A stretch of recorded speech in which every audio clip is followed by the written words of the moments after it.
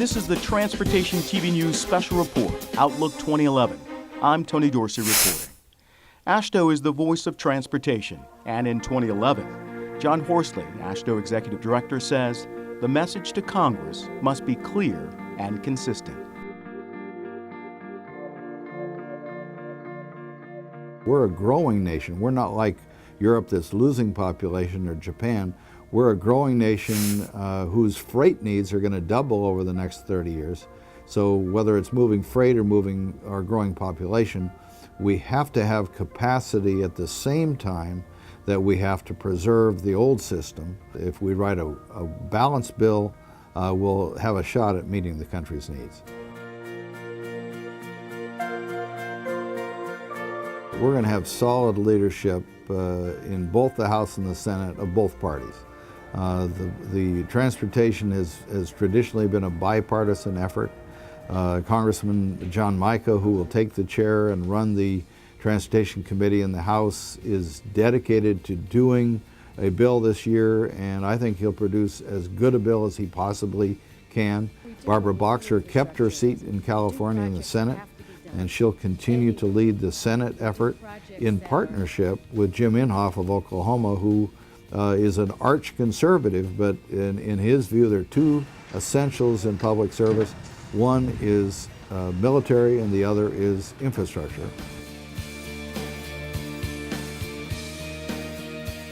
Traditionally, for the last 20 years, 45% of the capital investment that we make in highways and transit has come from the national level. States are in absolutely no condition to pick up that slack. I think we can get a helpful, solid bill that sustains funding for highways and transit, but not at the scale that there was hope we'd get 2 years ago. To sustain the baseline for highways at 43 or so and transit around 11 or 12 would be a major victory because if we don't sustain funding by passing a long-term authorization, we could see the highway and transit program cut by $60 billion, more than a 30% cut 2 years from now.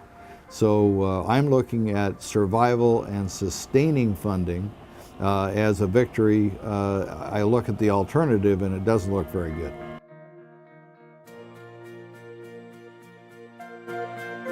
If you're going to have viable transit, you're going to have government support. Highways are the same deal. The trucking industry is the dominant way to move freight, but the reason they're competitive is we have a good national network of highways.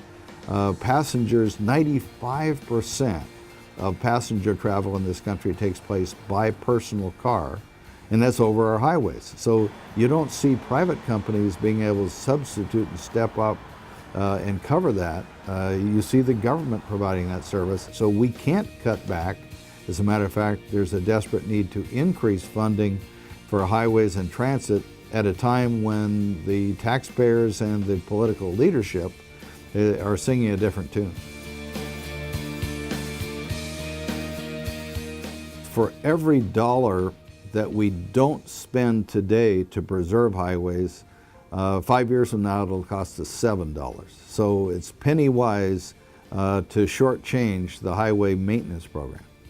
Then at the macro level, President Obama wants exports to lead our national economic recovery. And we're experiencing double-digit increase in exports right now. But you can't move goods to market, you can't move goods competitively into international marketplaces without a solid highway, aviation, water, and rail system.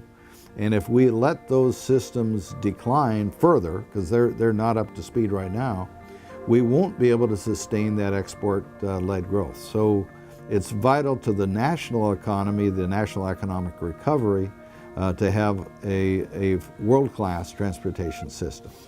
That's the Transportation TV News Update Special Report, Outlook 2011. Thanks for watching.